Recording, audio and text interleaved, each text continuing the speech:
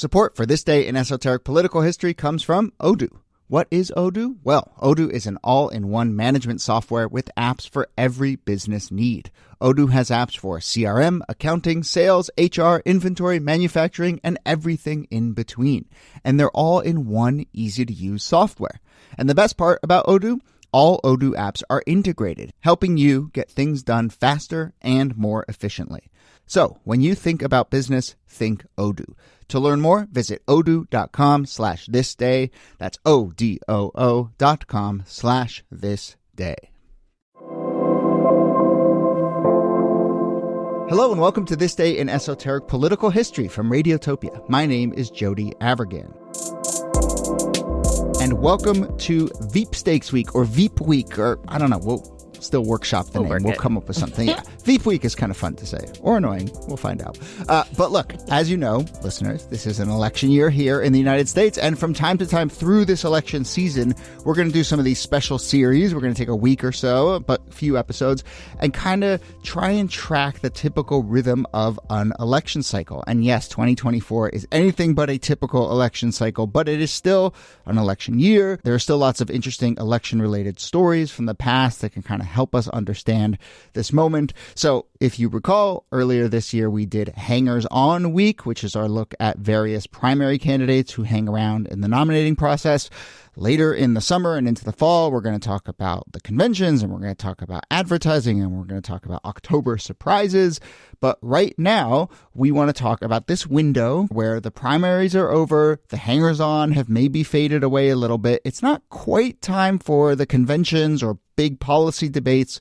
So something that often fills the void, especially in the last 30 or 40 years or so, is the so-called Veepstakes, speculation over who will be the vice presidential pick of the presumptive nominee, endless debate over what kind of nominee would best serve the ticket, and whether a vice presidential pick really matters at all. So, welcome to Veepstakes Week, our look at some notable vice presidential scuttlebutt. Here, as always, I'm trying to say the word scuttlebutt more on the show. Here, good New Year's resolution. As always, Nicole Hammer of Vanderbilt and Kelly Carter-Jackson of Wellesley. Hello there. Hello, Jody. Hey there. So we're going to do 3 parts here in Veepstakes Week. Like we did last time, though, in this first episode, we kind of want to do a little bit of a survey, lay out some big lessons that we feel like we've learned about how people go about selecting their vice presidential pick. And then we will talk about some people specifically. And don't worry, there is a Sarah Palin episode coming. But I think it's worth laying out some kind of important facts about what Veepstakes is and how it's played out. I mean, I suppose one thing to point out is it's a relatively modern phenomenon, right? Because it used to be, well, in general, a lot of this stuff got decided at conventions. This sort of long slog of a nominating process didn't really exist. And then often, you know, the vice presidential pick was the person who came in second. I mean, sometimes sort of very formally, it was the person who came in second becomes vice president, which sometimes led to some awkward pairings. Or it was just sort of a norm that would be the case.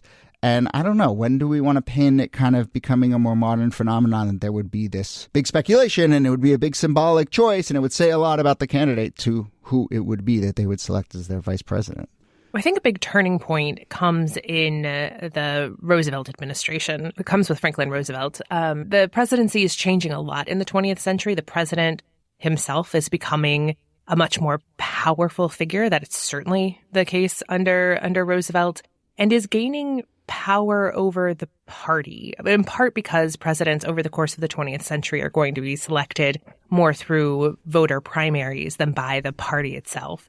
So when Roosevelt chooses Henry Wallace to run with in 1940, that's kind of when we start to think of this as the selection of the presidential nominee as opposed to the selection of the convention or the party. There's still going to be some exceptions going forward, but by and large, going forward from 1940, it's going to be the nominee's choice. Mm-hmm. And, you know, it's worth also pointing out that in the past, when you had less of that kind of sense of, well, this is up to the presidential nominee. They get to sort of be strategic, and it's a sort of one of their first big statements. You'd get these kind of random pairings that were mostly because of the way the conventions played out or because of the way the party would run things. And, you know, for instance, one interesting thing worth pointing out is like Chester Arthur, who becomes a vice presidential nominee. His highest public position prior to that was the inspector of the port of New York. So sometimes, when you had it important as job, Jody. Yeah, right. I suppose so. Talk about a promotion. Look, as we list some names, I think we will probably list some people who maybe had less qualifications Just one than that. heartbeat away. But, yeah, exactly. So to that point, Kelly, I mean, I think we each want to go through, we each kind of have a sort of lesson that we feel like we want to lay out. And I will start a little bit with a sort of overview question that I think hangs over all of this, which is, how much does a vice presidential pick actually matter? And I mean, I think it's sort of cliche to say, like, it doesn't matter until it really matters, right? And you're a heartbeat away. But generally speaking, I think the vice president is sort of diminished, not thought of as a very significant role. What's the famous saying? I mean, it's like the ultimate understudy, right? Yeah. Like, you're always sort of waiting for your moment to shine, but your reason for shining may never be under good circumstances. Right. But I do like this analogy that Hubert Humphrey said in sort of describing like the role of the vice president. He said, once the election is over, the vice president's usefulness is over. He's like the second stage of a rocket. He's damn important going into orbit, but he's always thrown off to burn up in the atmosphere afterwards. Incredible. And I was like, honestly, wow, that's amazing. That's kind of spot on. I mean, when you think about like the announcement of some of these vice presidents, there is a lot of buzz and excitement about, who that person could be and how they might galvanize, the rest of the party. But then after the election is over, it's kind of like, wah, wah. I mean, there's not very much that the vice president does, unless they need a tie-breaking vote or something like that. Well, especially, prior to the last 30 years or so, even that. I mean, we did an episode right about William Henry Harrison's death. And in there, we pointed out that there wasn't even kind of like a system on the books to say, oh, if the president dies, the vice president takes over. And I mean, even all the way up to LBJ, they didn't really codify that. And so even that idea that like, you're just waiting in case something goes wrong is a fairly modern sort of formal phenomenon too. Well, and there's this idea that it's where careers go to die. I can't remember who said it, but one of the people elevated to the vice presidency, Agnew, said that the vice presidency is how you go from a potential unknown to an actual unknown. And I feel like that's kind of true. Because you're no longer visible in any real way. Whatever job you take after is going to be seen as a demotion unless it's the presidency. So that can be complicated. I still remember, this was years ago, I think it was like Jay Leno or something like that, or jaywalking or whatever. And they were asking random people on the street who Al Gore was. They were showing his picture and people were like, they had no idea who he was. And I was like, oh man, that's bad. Yeah, it's rough. So, we'll go through all this stuff in terms of whether the vice presidency matters and whether the vice presidential pick matters. And I think it cuts both ways. It's like, usually it's a non-factor until it's a factor, right? We also had that episode recently about Truman resigning, or Truman announcing he wouldn't run again, and we actually asked our listeners if anyone could name the VP who would ostensibly fill his shoes, and it was this guy Alban William Barkley, and actually a couple listeners did write it and say, I knew that, so good for you listeners. But, fairly obscure job.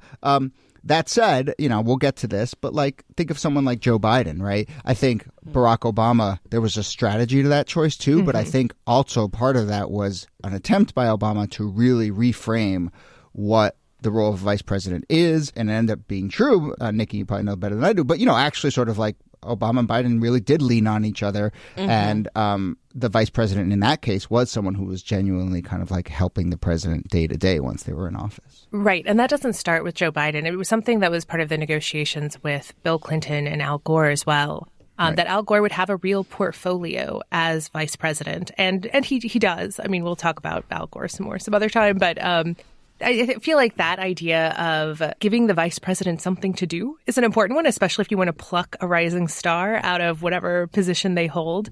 I also think it's worth noting that the vice presidential pick matters not just for the person being picked, but for the nominee, right? Because it is seen by many people as the first test of how presidential the person can act. Are you going to choose in the good of the country? Are you going to choose based on ideas of loyalty? Like, what is governing this choice, and what can we glean about your leadership style from the decision you make in picking your running mate?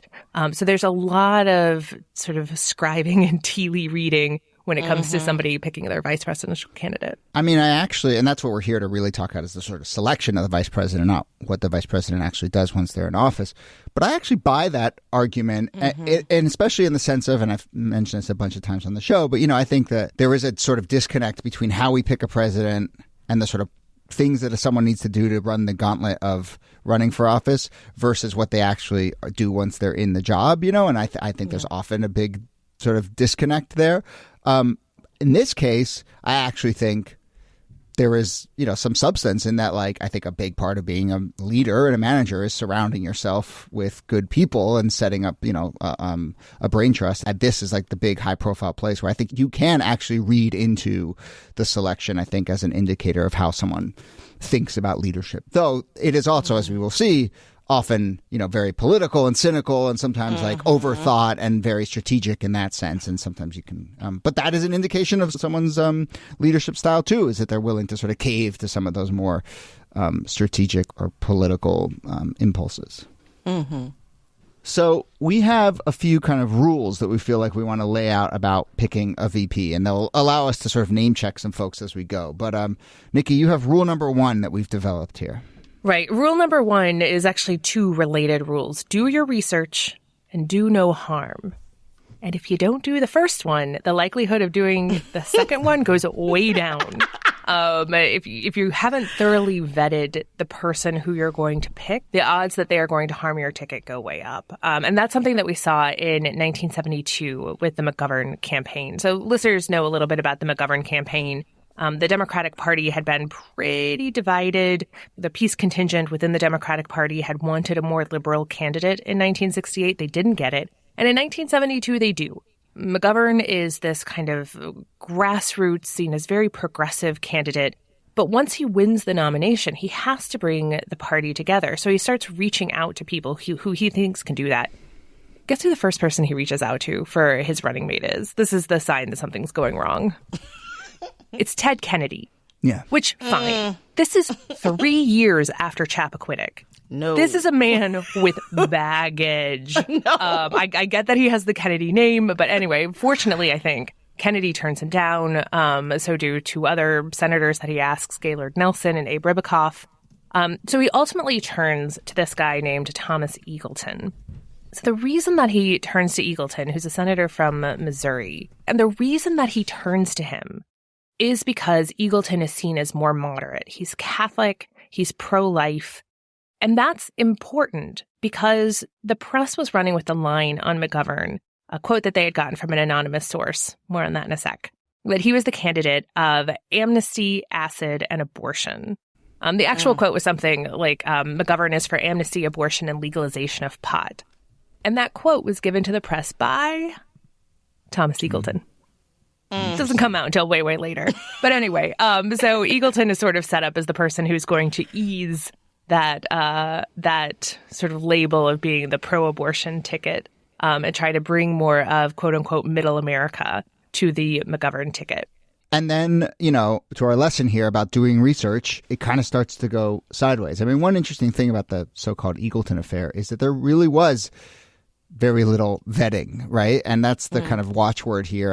Is vetting used more in the picking of a vice presidential candidate more than any other context? I feel like it's just so associated with that now. I mean, now it is. It comes from horse racing. Right. Like which also, like every political. We conceptualize politics. Yeah. We don't say vetting for basically anything else, I don't think. Yeah. But also, I think that vetting might be too strong of a word here. Oh, yeah. When we say vetting, there was a 2-minute phone call. Yeah. That's not enough time to verify that you have the right person on the other end of the phone. Yeah. Much less determine whether they should be your running mate. Anyway. What is it that goes wrong with Eagleton, and what does it tell us about the kind of vetting process? I think we've done an Eagleton, the Eagleton affair is a really fascinating thing. I think that this says as much about the time as it does about Eagleton himself. But rumors start to circulate pretty quickly, which is a sign that this was already kind of known, that Eagleton had, quote, a complicated medical background. And his complicated medical background was that he suffered from depression. And the way that depression was often treated in this time was you would go into a hospital for nerves or fatigue. He experienced a couple of rounds of electric shock therapy. which people was pretty stigmatized. And mental health struggles were more stigmatized at the time as well, especially in politics. This idea that if you had a significant mental health history, that you were vulnerable to blackmail by the Soviets, that you were weak and therefore could be turned into a subversive. And so all of this was treated as though he had done something basically unforgivable. And for a little while, Eagleton and McGovern are like, we're gonna stick with this. This isn't a problem. We're a ticket united together. But they could barely withstand it. Within maybe 2.5 weeks, Eagleton was off the ticket. Yeah. Which, again, says a lot about the time. But I think for our purposes, it also points out something that is a phenomenon here, which is, you have to both think about your pick on its own terms, and you have to think about how it will play, right? Mm-hmm. And I think in this case, there was a misunderstanding of, this is actually a scandal in the waiting. I mean, there was the lack of vetting, but also I think a sort of misunderstanding of how this would play if this stuff came out. So can I just add that? So Eagleton withdraws, and the ultimate running mate for McGovern is, does anybody know off the top of their heads? No. It's Sergeant Shriver, who is Eunice Kennedy's husband. This guy could not get away from his love affair with the Kennedys. He was like, I got to get a Kennedy on this ticket. Which, to be fair, is how a lot of this logic goes. It's like, what would be the simplest? I just need a big splashy name. I need to check this box or whatever. And I think the Kennedy box is a good one to check sometimes. You want to say a word about Dan Quayle, and if we're talking about vetting? Yeah, the one word I will say is potato. Potato. So Dan Quayle was chosen to be George H.W. Bush's running mate. If you think about Biden as being the sort of father figure to Barack Obama, Quayle is the son figure to a more elderly George H.W. Bush. He was 41 years old. He was a senator, but he was chosen because Bush was having trouble consolidating the conservative wing of his party, and Dan Quayle was that Indiana-born culture warrior. And so he was added to the ticket, but he brings a lot of issues. His youth and inexperience are not big assets, especially on the debate stage. That famous "You're no Jack Kennedy" moment comes up during the Quayle debates. He doesn't harm the ticket. I mean, Bush wins one of the largest landslides in history. And that's just as much a lesson here as anything, right? You could pick a substandard vice presidential candidate and still win. And so what are we up to? The inconsequentialness of it all.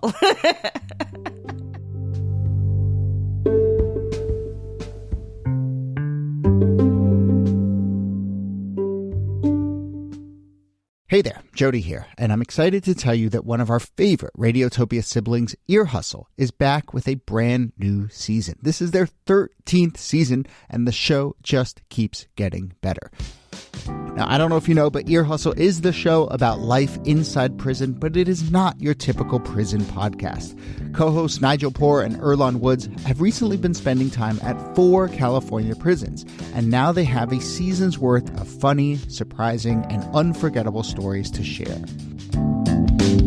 In a recent episode, they were able to visit a groundbreaking prison hospice where they spoke to men who are grappling with the reality of dying inside prison. Also coming up this season are stories about the objects people keep inside their prison cells, complicated mom-daughter relationships inside prison, and stories of incarcerated people who wonder whether they've become too comfortable behind bars. These are stories about life on the inside told by those who live it. I'll be listening, and I hope you will too. Find Ear Hustle wherever you get your podcasts.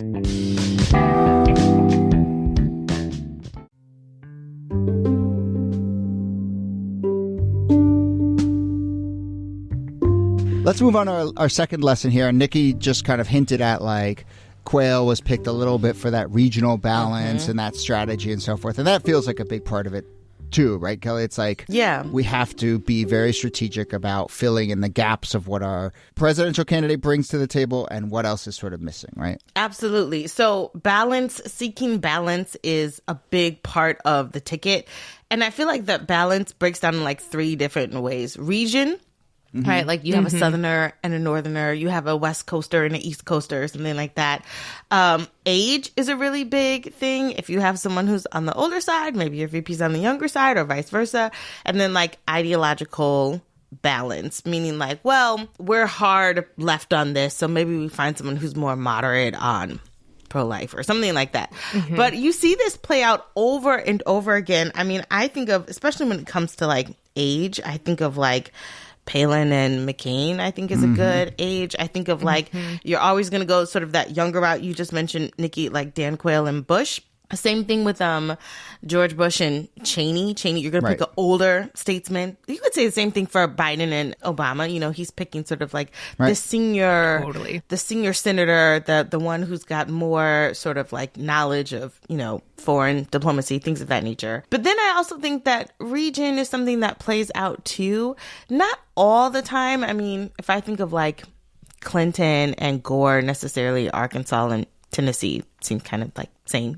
But if you're thinking about it in terms of like, you know, having that north-south connection, I think of the Kennedys or I think JFK, and I think of LBJ as that perfect, like, we need Texas moment. Yeah. I even go back to like, you know, the Civil War when I think about Lincoln and Johnson. Lincoln was very much like, we need a Southerner. And that ideological balance, we need someone that will, you know, sort of assuage Southerners into thinking that I'm sympathetic. Andrew Johnson was that pick. Now, that can backfire, especially if you get assassinated. But I think that there are all these different ways in which people are trying to find that balance so they feel like they sort of touch every corner going into the election. People want to make sure all of their bases are covered. And if they lean to East Coast, or if they lean too young, or if they lean to, you know, old white male, then it doesn't feel like anything is sort of progressive about their campaign. I feel like growing up, we were always taught that regional balance was the big way of picking your ticket. That has seemed less important in recent years. You know, the idea that you're going to pick a person from a particular state and you're going to get that state and it's many electoral votes, and you're also going to balance things out regionally. But there have been, you know, recently, Cheney comes from a 3 electoral vote state. Palin comes from a 3 electoral vote state.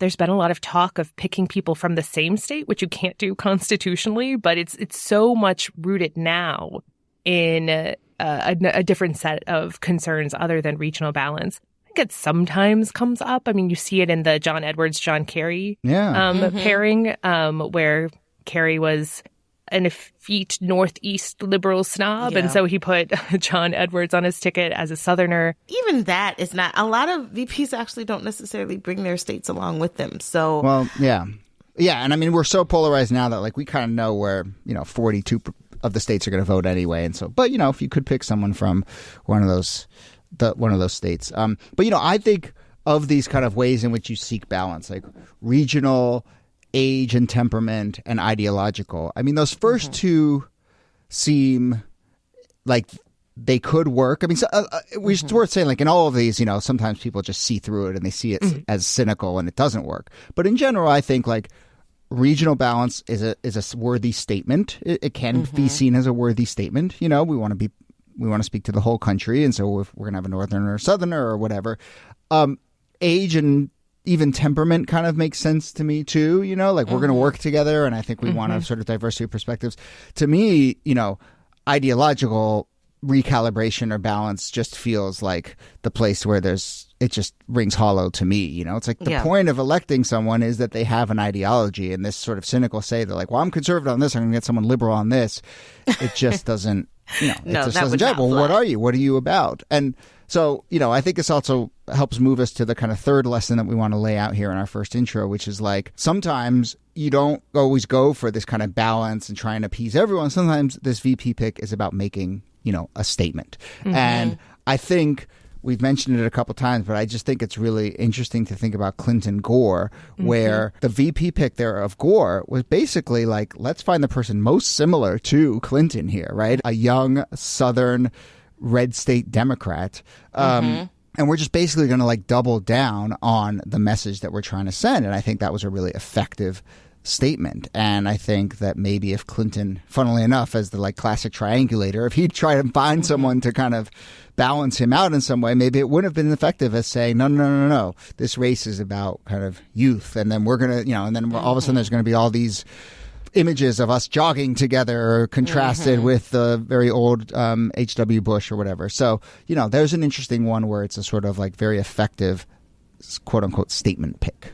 It's difficult to overstate just how big of a deal that was in 1992 because Clinton was coming in as potentially the youngest person ever to be elected to the presidency or very close to it. And so he was expected to pick a DC insider who was older and who could add gravitas to the ticket. And he said, no, we are the future-looking generation. He was the first baby boom president. He would be if he were elected, running against somebody who had fought in World War II. And he wanted to emphasize or underscore the message of his ticket. And that was, we are about tomorrow, we are about the future, we are about youth, all of these different things. And I think that his pick of Gore, which was really surprising for a lot of people, did that. It showed that he was going to be somebody who took risks as president. And he certainly did that in more than one way. Yeah. Well, that's true.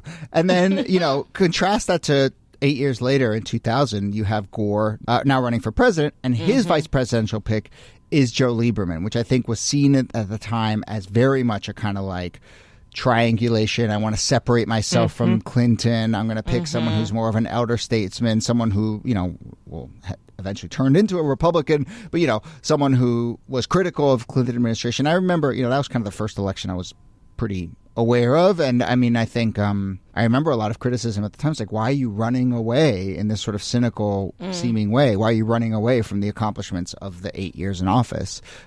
Another classic statement pick is Geraldine Ferraro, 1984. First off, this is Mondale is the first to announce his running mate ahead of the convention and sort of turn this into what's the word they use? They eventize this, turn this into a moment, right? And then, of course, a huge moment because it's the first woman on a major party ticket.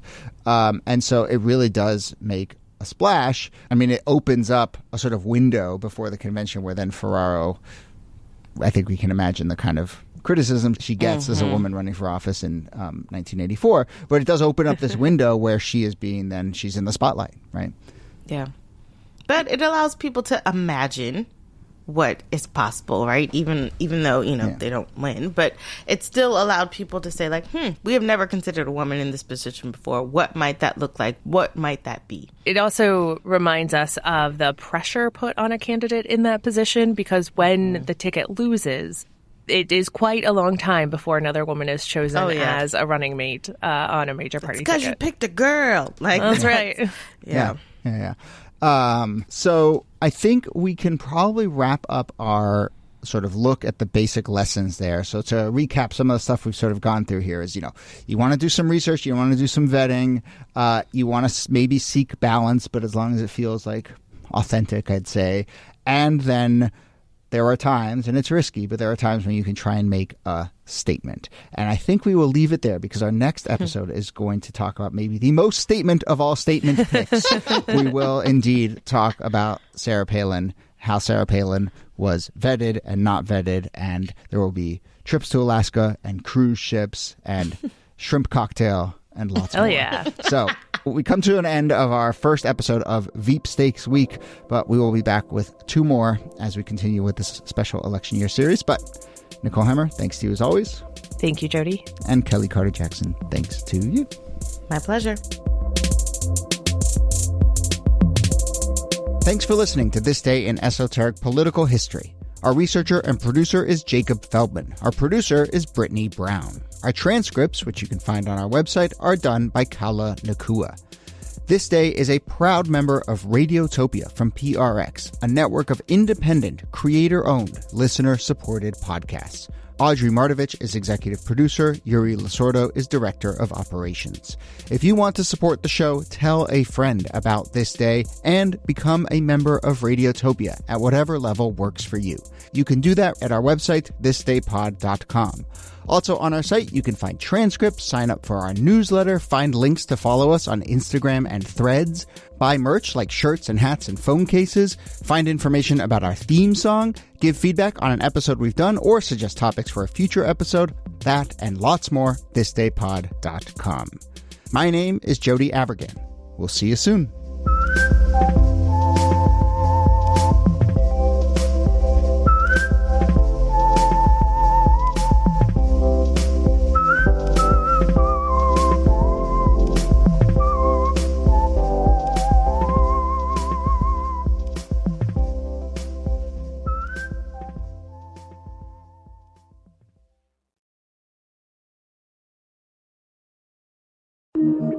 Radiotopia.